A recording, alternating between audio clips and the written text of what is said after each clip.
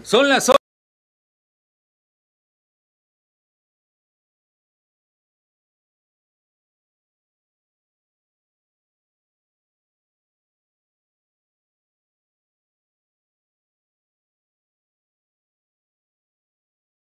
8 de la mañana con 20 minutos, 8 con 20. Lo que le comentábamos antes de ir a la pausa comercial, amigo del auditorio, hoy lamentablemente hemos escuchado que cada vez hay más infartos, cada vez hay más paro cardíaco acá en nuestra localidad. Y ahorita hemos invitado precisamente a un experto, un especialista en este tema. Él es el presidente del Colegio de Cardiología aquí en el estado de Sonora y saludo con muchísimo gusto al doc Luis Alejandro Padilla. Doc, ¿cómo está? Muy buenos días. Muy bien. Bienvenido. Gracias. Muy joven, doc.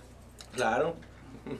Cuando nos decían va a venir el cardiólogo, dije, bueno, a lo mejor ya llega alguien muy en avanzada edad. Siempre el especialista lo hacemos así como que muy grande, pero en esta ocasión, pues nos sorprende, doc. ¿Cuántos años tiene, doc? 38. 38, perfecto. Ya presidente del Colegio de Cardiología. Que a todo dar. Gracias por aceptar la invitación, mi doc. Y bueno, en primera, para que nos resuelva la duda, mi estimado doc, la diferencia entre un infarto y un paro. ¿Cuáles son, mi doc? Ok, bueno, miren. El infarto agudo de miocardio es una obstrucción aguda de una arteria que nutre al corazón. Entonces, el corazón tiene tres arterias, tres mangueras que le dan sangre al corazón. Entonces, esas tres mangueras se van tapando de grasa con el paso del tiempo. Entonces, esa obstrucción pues se va generando así como el sarro tapa las tuberías de las casas y las arterias se tapan de grasa.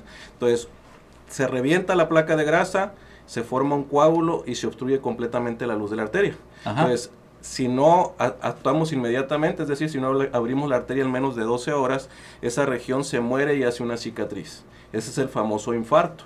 Entonces, nosotros tenemos tres arterias. De las tres arterias, una es la más importante y dos no son tan importantes. Entonces, si se tapan las que no son tan importantes, generalmente la libramos. Pero si se tapa la más importante, podemos fallecer. Entonces, un paro cardíaco es que el corazón se detiene completamente, sí, derivado de pues, un infarto. Y un infarto es la obstrucción misma de la arteria en agudo. ¿Cuál es más peligroso, doc? Pues realmente el paro, porque el paro ya el paciente ya está prácticamente muerto. Y cuando dicen infarto fulminante, doc, es eso, es que se obstruye la arteria más importante del corazón y pues todo el corazón falla y el paciente cae en paro cardiorrespiratorio. Doctor, pero estamos viendo que con el paso del tiempo cada vez personas más jóvenes, pero se están yendo precisamente por esta causa, ¿eh? ¿A qué se debe eso, doc?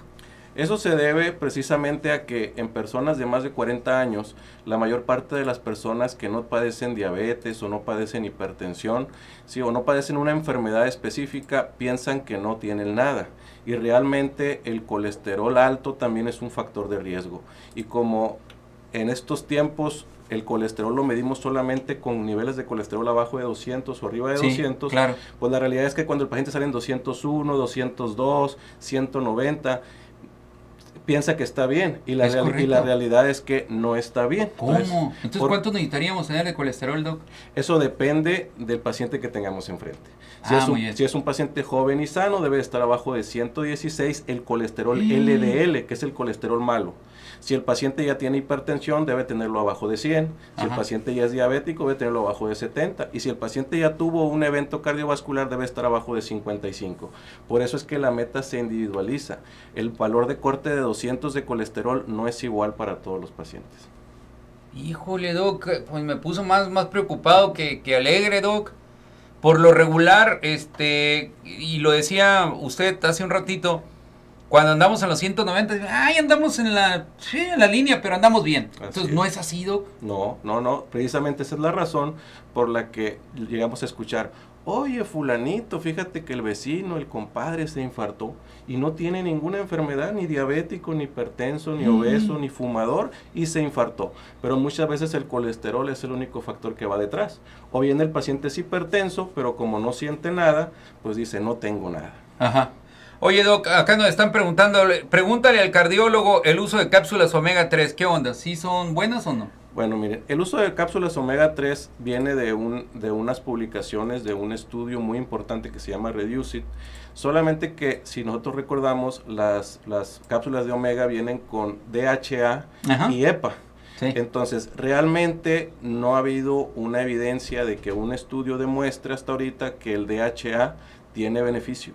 Sin embargo, el EPA, sí, que es el ácido pentetil purificado, hay un estudio donde 4 gramos al día disminuyen el riesgo de padecer infartos y muerte cardiovascular. Entonces, realmente se le ha dado mucha propaganda derivado de esto, pero tiene que tener mayores concentraciones de EPA. Si se va a conseguir un ácido omega 3, tiene que tener predominantemente EPA, no DHA. ¿Y las aspirinas, esas chiquitas que te toman ahí para las aspirinas Junior? El Protect. Sí, ¿sirven esas, Doc? Miren, en el 2019 se publicaron varios estudios en pacientes que no tienen enfermedad cardíaca. Es evidente que un paciente que ya tuvo un infarto, que ya tuvo una embolia, ese paciente se va a beneficiar de tomar aspirina porque va a prevenir un nuevo evento. Ajá. Sin embargo, el paciente que nunca ha tenido un evento cardiovascular se llama prevención primaria. En prevención primaria sola no se ha podido determinar qué paciente es el que más se beneficia, porque también la aspirina produce riesgo de sangrados y de gastritis. Entonces, no es para todos. Tiene que ir con el médico tiene que medir el riesgo del paciente de acuerdo a los factores de riesgo y definir qué paciente va a tomar aspirina. Eso del pasado, que una aspirina para todos, sí, para prevenir infartos, ya no es tan real. Hay que tener una evaluación médica para prescripción. A ver, amigos del auditorio, aprovechen al especialista. No todos los días tenemos un especialista aquí en cabina y agradezco mucho al Doc que se haya dado su espacio para brindarlos a nosotros. Si usted tiene alguna pregunta, tiene alguna duda, tiene algún familiar y quiera conocer más al respecto, háganos su comentario y con muchísimo gusto acá se lo hacemos llegar al Doc. Doc, la otra pregunta también son los famosos soplos. ¿Qué son los soplos y si es principalmente esto en etapa infantil? Ok, mire, el soplo se refiere a un sonido que se da de la sangre rozando una válvula.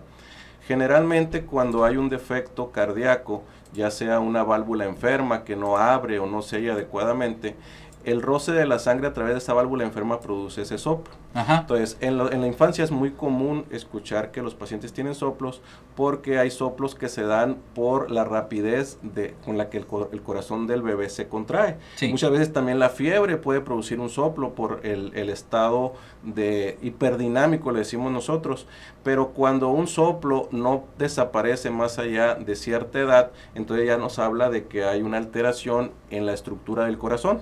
Entonces, generalmente es una válvula enferma o un defecto cardíaco congénito. Hay pacientes mayores, por ejemplo de 80 años, que tienen un soplo porque una de las válvulas está engrosada. Sí. Entonces, el hecho de que esté engrosada y endurecida la válvula no necesariamente implica que está enferma. Entonces, muchos pacientes pueden tener un soplo que realmente no represente una enfermedad cardíaca grave.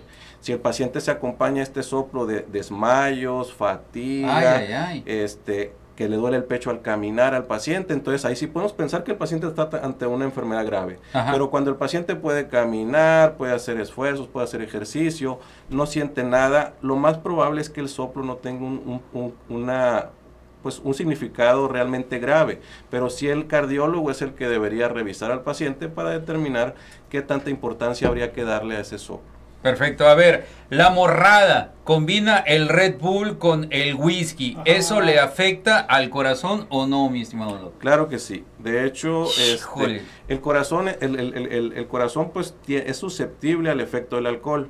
El alcohol en grandes cantidades es tóxico para el corazón, lo puede dilatar y lo puede enfermar y lo puede debilitar y puede producir enfermedades como insuficiencia cardíaca. Aquí el alcohol también en una cantidad pequeña es saludable. Esto hablamos de cerca de 20 a 30 gramos de alcohol en 24 horas. La copita de vino. La copita de vino, exactamente. Entonces, eso viene de la copa de vino tinto. Ajá. Entonces, una copa de vino tinto es saludable porque es la cantidad de alcohol que el cuerpo puede desdoblar en 24 horas. Entonces, eso equivaldría a cualquier licor estándar, una bebida, o bien 2 a 3 cervezas de 355 mililitros. Podría una persona tomarse diario esa cantidad y no es deleterio para él, pero si supera esa cantidad es tóxico para el corazón. Como dicen, poco veneno no mata. Ajá. Por eso nuestros abuelos vivían pues añales y se tomaban todas las mañanas su copita de bacanora, ¿no? Claro, es cierto. Entonces, ¿puede resultar fatal esa combinación, las energetizantes con alcohol, doctor? Así es, el efecto del alcohol añadido con el estimulante puede producir taquicardias, arritmias y muerte súbita. ¿A qué se debe un accidente cerebrovascular? Bueno, hablando de lo mismo, así como las arterias del corazón se tapan de grasa, así las arterias de todo el cuerpo se tapan de grasa. Realmente ese es un proceso natural del envejecimiento. Sin embargo, cuando somos diabéticos, hipertensos, obesos, fumadores o tenemos colesterol alto, las arterias se tapan más pronto en el tiempo y se manifiesta en el corazón como un infarto agudo de miocardio y en la cabeza como un evento vascular cerebral o embolia, que muchos le dicen, donde se obstruye una arteria en la cabeza y se pierde una función cerebral. En algunos pacientes pues no pueden hablar, otros no pueden mover la mitad del cuerpo, otros pacientes pueden quedar en coma o incluso fallecer. Ajá. Entonces esa es la situación. La obstrucción de grasa, pues se revienta la placa de grasa, se forma el coágulo, tapa completamente la luz y sucede lo mismo que hablábamos del infarto, solamente que a nivel cerebral. Eso sucede en los pacientes y son la principal causa de muerte en la mayor parte de la población mundial. Bueno, también por acá dice, yo tengo un dolor que me da siempre en las madrugadas y nomás estoy acostado, me levanto y ya no me duele nada. Esto es del lado derecho.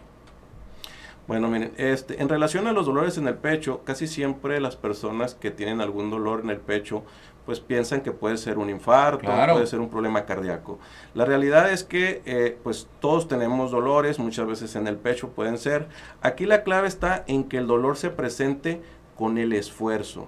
El corazón duele cuando lo ponemos a chambear. Si el dolor no tiene absolutamente nada que ver con el esfuerzo, difícilmente va a ser el corazón. Ajá. Porque si el paciente tiene el dolor, pero el paciente puede caminar, puede correr, puede subir escaleras, puede hacer toda su vida normal, la realidad es que es poco probable que ese dolor tenga significado.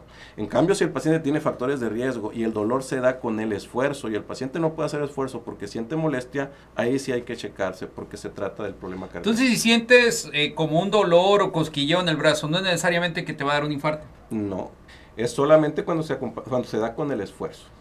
Perfecto. Muy bien, pues muy interesante lo que está platicando acá el doctor, pero a lo que veníamos, doctor, va a haber una jornada muy importante, ¿no? Que ustedes van a realizar, ¿en dónde y cuándo, mi estimado doctor? Así es, mire, el Colegio de Cardiología de Sonora, en conjunto con la Unidad de Medicina Familiar número 1 del IMSS, aquí en Ciudad Obregón, vamos a hacer una actividad sin fines de lucro, de promoción de la salud. Es una actividad totalmente gratis, en la cual vamos a realizar detecciones, precisamente lo que estábamos comentando. Hay pacientes de más de 40 años que según ellos no tienen ninguna enfermedad. ¿Por qué? Porque no son diabéticos, porque no son hipertensos. Sin embargo, estas personas a veces pues son asintomáticos. Entonces, aquí las detecciones se van a encargar de medir la presión arterial para hacer detecciones de hipertensión o sospecha de hipertensión arterial. Sí. Vamos a hacer medición de glucosa en sangre, vamos a hacer medición de colesterol y vamos a hacer cálculo de riesgo cardiovascular. Entonces, ese cálculo de riesgo cardiovascular nos permite saber el riesgo del paciente a 10 años para desarrollar una enfermedad cardiovascular, o sea, un infarto o una embolia. ¿A 10 años, Doc? Así es, en los siguientes 10 años. Entonces, el paciente que tiene más factores de riesgo es un paciente que más riesgo tiene. Entonces, se le va a calcular el riesgo y se le va a dar un documento con una semaforización. Esa semaforización, si el paciente cae en amarillo o cae en rojo, ese paciente pues tiene que ir con su médico. Entonces le vamos a entregar el documento para que se lo lleve a su médico. Si cae en verde, quiere decir que el paciente tiene bajo riesgo y por lo tanto puede revisarse anualmente. Ah, perfecto. ¿Y cuánto va a costar? ¿Suena caro todo eso, Doc? No, de hecho no va a tener ningún costo. ¿Cómo? De hecho es una actividad que va a hacer el colegio en conjunto con la Unidad de Medicina Familiar y pues realmente no va a tener ningún costo. Excelente tema, invitarlo en otra ocasión también, mi estimado, dice mi amiga Gloria, pues si el doctor tiene chance, con muchísimo gusto. Claro sí, claro. Livia Loíza Bojorques también dice, ¿por qué da bradicardia en adolescentes? Ok, miren, la bradicardia en adolescentes puede ser, si el paciente, si el adolescente hace mucho ejercicio, hay una cosa que se llama bradicardia del atleta. Entonces, la persona que hace mucho ejercicio va a tener frecuencias cardíacas muy bajas porque está condicionado. Si nosotros, por ejemplo, agarramos y sentamos aquí a Cristiano Ronaldo o a Messi, pues van a traer 40 latidos por minuto, lo cual es suficiente para ellos. Entonces, una bradicardia en un paciente joven puede ser por acondicionamiento físico. Si el paciente hace su vida completamente normal, pues habla de que es por el ejercicio. Pero si el paciente o el adolescente tiene desmayos, fatiga, no puede hacer esfuerzos, ese paciente sí hay que revisarse porque pueda tratarse de un problema de su corazón, del sistema eléctrico del corazón. ¿El corazón es el órgano más importante, doctor? Pues no es el más importante, pero es vital su funcionamiento para el funcionamiento de los demás órganos. Ajá. Aquí pues no hay un órgano que sea más importante, sin embargo como soy cardiólogo pues el corazón es el órgano más fascinante, porque a pesar de todo lo que hacemos con él y todo lo que lo agredimos. ¿Los desamores también es una agresión al corazón? Pues es un tipo de estrés que se puede representar en problemas cardiovasculares. Ándele pues. Doc, nuevamente, ¿cuándo es y en dónde es el evento, por favor? Bueno, mire, el día 17 de mayo del 2024 va a ser en la Unidad de Medicina Familiar número 1 del IMSS, que está por La Guerrero, cerca de la Laguna del Nainari. Ahí de un horario de 8 de la mañana a 5 de la tarde. Vamos a dar una plática de hipertensión arterial a población abierta de 20 minutos a las 12 del mediodía en el auditorio de la Unidad de Medicina Familiar. Los invitamos para poder platicar un poquito más a fondo de este tema de la hipertensión arterial y su importancia, y vamos a resolver dudas con todo gusto. Te voy a hacer una pregunta, Doc, y no, yo sé que la respuesta me va a caer mal, pero bueno, hay mucha gente que sí es importante que la escuche. ¿Comer carnita asada una vez a la semana te afecta el corazón o no? De hecho, la recomendación sería una vez a la semana, una vez cada 10 días, pero aquí los sonorenses comemos casi a diario. O sea, la realidad es que el comerlo a diario, eso sí nos puede generar problemas. Y no solamente la carne asada, porque también nos gustan mucho el camarón. Sí, el camarón tiene el mismo valor de colesterol, o sea, nos aporta la misma cantidad de colesterol que un corte de ribeye, por ejemplo. Ay, babocho. Bueno, mi Doc, muchísimas gracias por habernos acompañado esta mañana. Él es el presidente cardiólogo de cardiología acá en el estado de Sonora, el doctor Luis Alejandro Padilla, y estuvo en Éxodo Radio esta mañana. Y nos vamos a una pausa comercial, ¿no? Pausa en todas las plataformas. Regresamos en cuestión de segundos.